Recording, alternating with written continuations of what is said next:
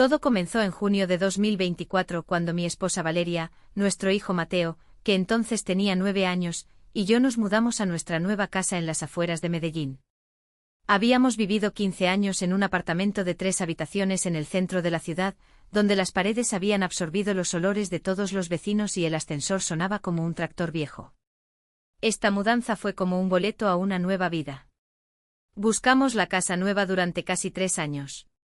Era una finca de 2 pisos con una gran terraza rodeada de viejos cafetales, con vista a las montañas de Antioquia, que brillaban bajo el sol como plata fundida. El terreno era pequeño pero acogedor. Había varios árboles de aguacate, 2 huertos que Valeria decidió plantar de inmediato con cilantro, tomates y calabacines, y un kiosco destartalado que soñaba con convertir en un lugar para asados y fiestas con amigos. Mateo, nuestro niño inquieto, finalmente tuvo su propia habitación. Pintamos las paredes de su verde brillante favorito, y él, con orgullo, colocó en los estantes su colección de figuras de animales de la selva y modelos de aviones que había estado coleccionando durante 4 años.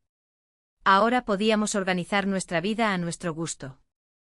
Instalé un gran proyector en la sala de estar para noches de cine familiar y partidos de fútbol, y Valeria colgó cortinas con patrones bordados por toda la casa, puso macetas con lavanda y hierbabuena en los alféizares para que la casa oliera a hogar, e incluso colgó en las paredes sus acuarelas con paisajes de la cordillera andina. La mudanza no fue solo un cambio de dirección, fue un nuevo capítulo. En la ciudad vivíamos en un ajetreo constante. Mi trabajo en una constructora, la clase de Mateo, su club de robótica, las compras, las reuniones con amigas, el tráfico, las llamadas. Todo eso se había convertido en parte de nuestra vida. Aquí, entre las montañas, el tiempo parecía ralentizarse. Por la mañana me levantaba temprano para tomar un tinto en la terraza, escuchando el susurro del viento entre los árboles y el canto de los pájaros. Valeria ya estaba trabajando en el jardín, planeando dónde plantar rosas y dónde arbustos de mora y uchuva. Mateo apenas despertaba, corría al patio, donde construía una fortaleza secreta con tablas viejas, mantas y cajas de plástico que encontramos en el cobertizo. Soñaba con ser un explorador que descubría ciudades perdidas o un caballero medieval que defendía su castillo. Valeria y yo nos reíamos diciendo que ahora era un verdadero paisa, aunque el pueblo más cercano estaba a 25 kilómetros. A veces, mirándolo, recordaba mi propia infancia en un pequeño pueblo de Cundinamarca, donde con mis amigos también construíamos fuertes y soñábamos con aventuras. Una de las nuevas tradiciones se convirtió en mi lectura nocturna para Mateo. Dejé de lado los cuentos de los libros. En su lugar, inventaba historias mientras conducía el trabajo a través del tráfico de Medellín, que empeoraba cada año. El protagonista de mis historias, Carlos, un chico de nuestro tiempo, caía accidentalmente en el mundo de las antiguas tribus muiscas. A Mateo le encantaba escuchar cómo Carlos enseñaba a los cazadores a hacer lanzas con rastreadores GPS hechos de ramas y resina, o cómo intentaba explicarle a un chamán que era YouTube, y por qué los vídeos de gatos eran más importantes que las danzas rituales. Cada mañana, mientras tomaba mi tinto y miraba las montañas, inventaba un nuevo giro en la trama. A veces Carlos organizaba el primer flashmob de la historia en la selva al son de los tambores, y otras veces enseñaba a los locales a asar carne con guacamole y ají en lugar de sus salsas tradicionales. Mateo escuchaba, conteniendo la respiración, y exigía la continuación. A veces incluso escribía mis historias en un cuaderno para no olvidarlas. Lo confieso, a veces yo mismo me entusiasmaba con estas historias. Soñaba con cómo yo, con un par de aparatos modernos, como un dron o un teléfono inteligente, me convertiría en un héroe en las selvas colombianas, en algún lugar entre cafetales y fogatas. Pero también tenía otras fantasías adultas y prohibidas, en las que trataba de no pensar, especialmente delante de Mateo. Por las noches, sentado en la terraza bajo el cielo estrellado, me sorprendía teniendo pensamientos que era mejor mantener bajo llave. Venían sin ser invitados, especialmente cuando el silencio de las montañas y el aroma del café creaban la ilusión de que el mundo entero me pertenecía solo a mí. La vida en la nueva casa transcurría lentamente, pero los fines de semana cobraba vida. Nos visitaban invitados, la mayoría de las veces los padres de Valeria, Jorge y Elena. Vivían en Bogotá, a unas 9 horas en coche, pero eso no los detenía. Jorge, un hombre robusto con canas en las sienes y la costumbre de usar chaquetas de cuero gastadas, era el alma de la fiesta. Le encantaba contar historias sobre su juventud, cuando trabajaba como conductor de camión en una fábrica y recorría el país en un viejo camión. Sus historias sobre cómo él y sus amigos en los 80 reparaban el camión en medio de la cordillera, usando solo alambre e ingenio, o como una vez transportaron un sofá en el techo del camión y casi lo pierden en la carretera, hacían reír a todos. Valeria adoraba estas historias y Mateo, subido a las rodillas de su abuelo, pedía detalles. «Abuelo, ¿y qué pasó después? ¿Cómo atraparon el sofá? No se rompió». Jorge, riendo, añadía cada vez más detalles. Y a veces pensaba que la mitad de sus historias eran pura invención, pero eso solo les añadía encanto. Pero Elena, ella era la verdadera estrella. Mi suegra es una mujer que es imposible no notar. Cabello oscuro siempre cuidadosamente peinado, una mirada inquietante, una expresión enigmática en sus ojos que atraía la atención, una figura compleja, envidiada por muchas damas de su edad, y un carisma inusual que hacía que la habitación se sintiera más cálida. Tenía más de 50 años, pero se comportaba como si el tiempo no pudiera alcanzarla. Sus bromas eran famosas. «Sergio, ahora vives en el campo. ¿Dónde están tu sombrero vuelteado y tus alpargatas?», decía esto como si estuviera tomando té y me miraba con burla. «O riegas esas zanahorias como si fueran tus enemigas».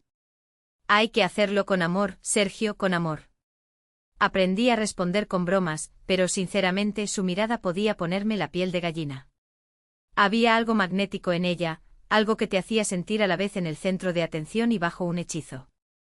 Su presencia era como una descarga eléctrica.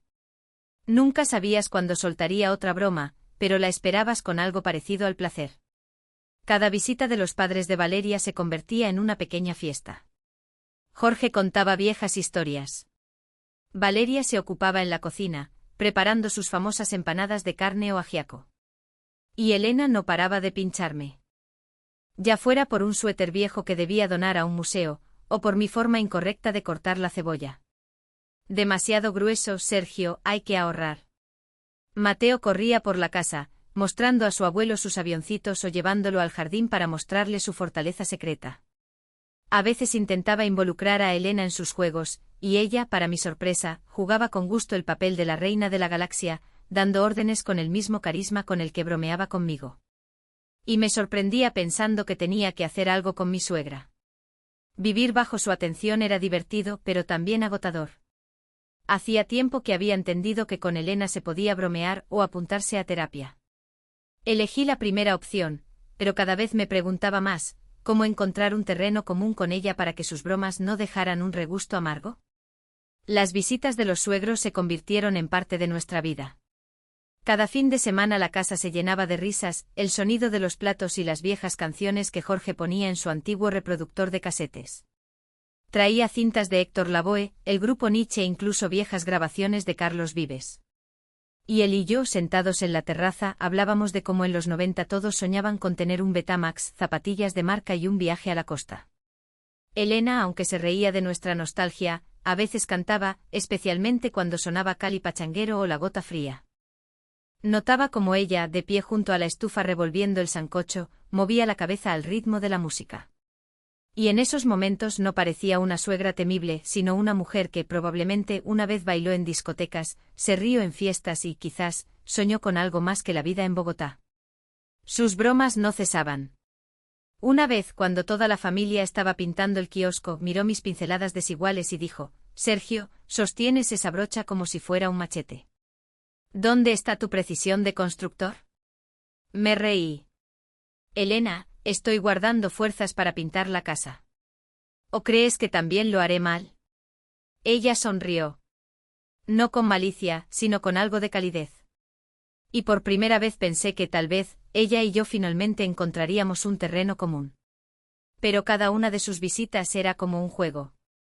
Yo esperaba qué nueva puya inventaría, y ella parecía disfrutar viendo cómo me defendía. Era nuestra pequeña guerra, y empecé a sospechar que a ella le gustaba tanto como a mí. A veces, cuando bromeaba, captaba en sus ojos no solo burla, sino algo más, como si estuviera probando hasta dónde estaba dispuesto a llegar en este juego. La vida en la casa de campo estaba llena de pequeñas alegrías. Por la mañana me levantaba temprano para regar el jardín antes del trabajo. Valeria preparaba los desayunos, a veces arepas con queso, a veces huevos pericos con los tomates de nuestra huerta. Mateo, nada más despertarse, corría a comprobar si los pájaros se habían llevado su tesoro secreto, una caja con tuercas y tornillos brillantes escondida bajo el kiosco. Valeria y yo bromeábamos diciendo que pronto empezaría a escribir sus memorias de aventuras, y él, a su vez, riendo, respondía que se convertiría en un gran inventor. Valeria y yo empezamos a mejorar aún más la casa.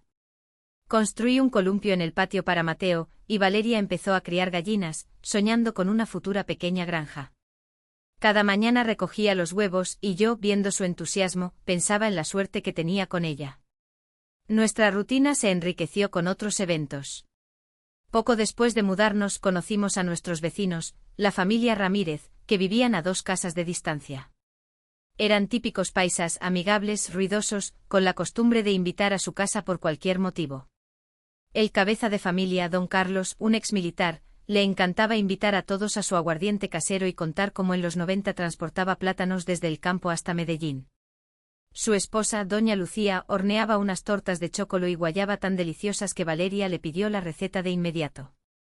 A menudo venían a nuestra casa, trayendo un frasco de miel o una canasta de frutas recogidas en la zona. Valeria y yo les correspondíamos, ya fuera con su mermelada casera de lulo o con mis asados, que, según don Carlos, eran mejores que los de un restaurante caro. Mateo se hizo amigo de su hijo Andrés, que tenía 10 años. Pasaban días enteros corriendo por los alrededores, construyendo naves espaciales con cajas viejas y palos que encontraban en el cobertizo. A veces se enfrentaban a otros niños de las casas vecinas, y yo, viendo su diversión, recordaba cómo yo mismo corría por los patios en mi infancia, imaginándome un héroe. Valeria y yo empezamos a asistir a reuniones donde los vecinos discutían de todo, desde los precios de la papa hasta la construcción de un nuevo puente sobre el río. Nos hicimos amigos de doña Nadia, que le enseñó a Valeria a tejer, y de don Alejandro, que me ayudó a reparar la cortadora de césped. Mateo se inscribió en un club de robótica, y Valeria y yo íbamos todos los sábados a las competencias para apoyarlo. Mostraba con orgullo sus inventos, desde simples carritos hasta robots complejos que parpadeaban con luces. Yo también empecé a aficionarme a la pesca. Don Carlos me llevaba al río, y nos sentábamos durante horas con las cañas, hablando de la vida, el trabajo y los sueños. Valeria, por su parte, se tomó en serio la jardinería. Encargó semillas de variedades raras de tomates, leyó muchos libros sobre agronomía e incluso empezó un blog, donde compartía recetas y consejos para cultivar hortalizas. Su pasión por el jardín era inspiradora, y yo bromeaba diciendo que pronto estaríamos suministrando pepinos a todo Medellín. Mi trabajo también cambió después de la mudanza. Empecé a tomar más proyectos para trabajar a distancia y pasar más tiempo en casa. Pero eso no significaba que estuviera ocioso. Diseñaba casas y puentes, pasaba horas frente al portátil, y por la noche discutía con Valeria cómo convertir el ático en un taller. Ella soñaba con coser ropa, y yo con hacer muebles de madera. Incluso empezamos a ir a ferias locales, donde vendíamos su mermelada y mis artesanías de madera, desde tablas de cortar hasta pequeñas sillas para niños. Esto nos acercó a la gente local, y pronto nos invitaban a todas las fiestas, desde el Día del Pueblo hasta las ferias, donde Valeria y yo preparábamos arepas y las compartíamos con todos los vecinos. Pero las visitas de Elena seguían siendo el evento principal. Venía con Jorge, pero a veces también sola, si él estaba ocupado en su huerto en Bogotá. Empecé a notar que sus bromas se suavizaban y sus miradas se alargaban. Un día, mientras plantábamos papas, me miró y dijo: Sergio, aunque no seas un agricultor, te esfuerzas. Eso ya es la mitad del trabajo. Me sorprendí. Un cumplido de Elena era una rareza. Respondí: bueno, si usted lo aprueba, significa que voy por buen camino. Ella se rió, y en su risa había algo nuevo. No era burla, sino una calidez sincera. Ese momento se me quedó grabado. Estábamos en medio de los surcos, el sol le daba en la cara y su sonrisa era tal que por un segundo olvidé que era mi suegra. Empecé a darme cuenta de que pensaba en ella más de lo que debería. Una vez, mientras preparábamos un asado en el patio, ella estaba junto a la parrilla, ayudando a Valeria a ensartar la carne en los pinchos y tarareando una vieja cumbia. Valeria se reía y cantaba con ella, y me sorprendí mirándola a ella, a Elena, más tiempo del necesario. Sus movimientos, su voz, su manera de ajustarse el pañuelo en la cabeza, todo era como un imán. Intentaba desviar la mirada, pero volvía a ella como la aguja de una brújula. Me sentía como un adolescente que se enamora por primera vez, y eso me asustaba. Traté de alejar esos pensamientos, recordándome que era la madre de mi esposa, que Valeria y yo estábamos bien, que era solo un juego de la imaginación. Pero los pensamientos volvían, especialmente por la noche, cuando me sentaba en la terraza, mirando las estrellas y escuchando cómo el río susurraba sus secretos. Una vez, en uno de esos fines de semana, Jorge y yo decidimos celebrar su llegada. Sobre la mesa apareció una botella de aguardiente casero que mi suegro había traído de un amigo suyo de Boyacá. «Esto no es cualquier trago, Sergio, esto es el alma de la tierra», dijo con orgullo mientras servía en los vasos. Elena estaba sentada enfrente bebiendo vino y lanzando sus típicas pullas. «Bueno, yerno, ahora eres un hombre de campo, ¿dónde está tu carriel y tu tiple?», se rió, y sus ojos brillaron a la luz de las velas. Yo solo me reí, pero en mi cabeza ya maduraba una idea: es hora de arreglar las cosas con ella. No es que fuéramos enemigos, pero sus bromas a veces dolían, y yo quería paz en la familia. Sin rencores, sin tensión. Pero, ¿cómo hacerlo? Esas conversaciones no empiezan sin un motivo y el motivo, como por desgracia, no aparecía. Pasaron varios meses. Yo seguía inventando historias para Mateo. Valeria se enamoraba cada vez más de nuestra nueva casa, y yo me sorprendía pensando que Elena ocupaba más espacio en mis pensamientos del que debería. Su mirada, su risa, su manera de arreglarse el cabello, todo me atrapaba. Notaba cómo al ayudar a Valeria en el jardín, se inclinaba sobre las plantas ajustándose el pañuelo, y cómo la luz del sol jugaba en su cabello oscuro. A veces notaba mi mirada y sonreía, a veces con ironía, a veces con alguna insinuación oculta. Era difícil de entender y trataba de alejar esos pensamientos, volviendo a mis quehaceres. Pero volvían como olas que no se detienen. La vida en la finca estaba llena de pequeñas alegrías. Cada mañana me levantaba temprano para regar el jardín antes de trabajar. Valeria preparaba los desayunos, buñuelos o un calentao con los frijoles que comprábamos a los agricultores locales. Mateo, recién despierto, corría a comprobar si los pájaros se habían llevado su tesoro secreto, una caja con tuercas brillantes escondida bajo el kiosco. Los vecinos, los Ramírez, se convirtieron casi en familia. Don Carlos me ayudó a reparar la cerca, y doña Lucía le enseñó a Valeria a hacer pan de yuca. Valeria y yo empezamos a participar en las fiestas locales. En las ferias del pueblo preparábamos empanadas. En el día de la vereda organizábamos concursos de asados, donde mis recetas siempre ganaban premios. Valeria y yo soñábamos con el futuro. Ella quería abrir una pequeña tienda con productos caseros, y yo construir un taller donde haría muebles para vender. Pero los pensamientos sobre Elena no me daban paz. Venían en el momento más inesperado, cuando reparaba el kiosco, cuando miraba el atardecer, cuando escuchaba su risa durante las cenas familiares. Empecé a notar los pequeños detalles, cómo se ajustaba las gafas cuando le leía un libro a Mateo, cómo bromeaba con los vecinos, cómo su voz se suavizaba cuando hablaba del pasado. Era como una obsesión, y no sabía qué hacer con ella. Y finalmente surgió la oportunidad. Valeria y Mateo se fueron el fin de semana a visitar a una amiga suya en Cali, y Elena vino sola para ayudar con el jardín. Como ella dijo: «Bueno, Sergio, muéstrame cómo te las arreglas aquí sin el ajetreo de la ciudad», soltó, inspeccionando los huertos y ajustándose su ligera bufanda. Decidí que esta era mi oportunidad. Puse la mesa en la terraza, queso, aceitunas, frutas, y saqué una botella de whisky de colección que guardaba para una ocasión especial. La noche era cálida, la luna brillaba y los árboles susurraban suavemente. «Elena, sentémonos a charlar», le propuse, tratando de ocultar mi nerviosismo. Me miró con una ligera burla. «Vaya, Sergio, pareces un conspirador». «Está bien, sirve». Nos quedamos sentados hasta altas horas de la noche. El viento susurraba entre los árboles, el río se oía a lo lejos, y hablamos de todo. Le conté todo lo que se había acumulado, como sus pullas a veces herían mi orgullo, como deseaba que hubiera menos tensión en la familia, y lo agradecido que estaba por Valeria, que se había convertido en todo para mí. Elena escuchaba, a veces asintiendo, a veces riendo. Sus ojos brillaban a la luz de las velas, y en ellos no solo había una expresión burlona, sino algo suave, humano. Habló de su juventud, de cómo ella y Jorge empezaron en Bogotá, cómo sobrevivieron a los difíciles años 90, cómo soñaba con ser cantante pero eligió la familia. ¿Sabes, Sergio? De joven cantaba en un coro. Todos decían que tenía una voz increíble, dijo, mirando a lo lejos.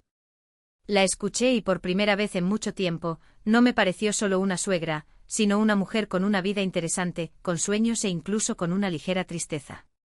Hablamos de películas antiguas, discutimos sobre qué telenovela era mejor, si Betty la Fea o Pasión de Gavilanes, y nos reímos de cómo Mateo una vez intentó arreglar mi cortadora de césped con un destornillador. Elena contó cómo bailaba en las discotecas al ritmo de la salsa, y cómo Jorge una vez casi se pelea con alguien por ella. Era tan temperamental en ese entonces, dijo sonriendo. Noté que su sonrisa se había vuelto más suave y su mirada más cálida. Bebimos whisky y la conversación se volvió más sincera. Le conté cómo temía que la mudanza al campo fuera un error, cómo me preocupaba que Valeria se aburriera sin el ajetreo de la ciudad. Ella asintió y de repente dijo, pues eres un valiente, Sergio. No cualquier hombre daría un paso así por su familia. Cuando Valeria llamó para decir que se quedaría con su amiga hasta la mañana siguiente, Elena de repente levantó su vaso y dijo con una sonrisa, bueno, Sergio, ¿brindamos por la tregua? Me reí por la paz en la familia, porque remar en direcciones opuestas en el mismo barco es un mal negocio. Ella se rió en respuesta por primera vez, sentí un calor genuino, sin la ironía habitual. La conversación continuó sobre la vida, los sueños, lo rápido que pasa el tiempo. Había algo ligero, casi íntimo en ello. Un par de veces nuestras miradas se cruzaron un poco más de lo necesario, y algo nuevo flotó en el aire. Coqueteo, tal vez. Pero cuando se inclinó un poco más cerca, arreglándose un mechón de pelo, no pude resistirme. El beso sucedió por sí solo, como si estuviera destinado a ser. Nos trasladamos al sofá de la sala, y la pasión nos cubrió como una tormenta. Fue inesperado, ardiente y, maldita sea, tan correcto en ese momento. El hielo que había estado entre nosotros durante años se derritió esa noche. Por la mañana me desperté con una ligereza en el pecho. Elena ya estaba en la cocina, preparando café. Puso una taza de café delante de mí y me guiñó un ojo. ¿Y bien, yerno? ¿Paz? Solo asentí, ocultando una sonrisa. Han pasado 8 meses. Elena ahora viene a visitarnos casi todos los fines de semana. Ya no hay conflictos reales. En su lugar, hay bromas cálidas, cuidado e incluso ayuda con el jardín. Se ha convertido en la suegra que cualquiera envidiaría. Valeria parece haber notado que la casa está más tranquila, pero no entiende por qué. Y Elena y yo a veces encontramos un momento para estar a solas. Y cada vez que sucede volvemos a sentir esa primera emoción, como en aquella primera noche. Saben, nuestra familia solo se ha fortalecido con esto. A veces para arreglar una relación, basta con una conversación sincera, o bueno, una noche llena de pasión.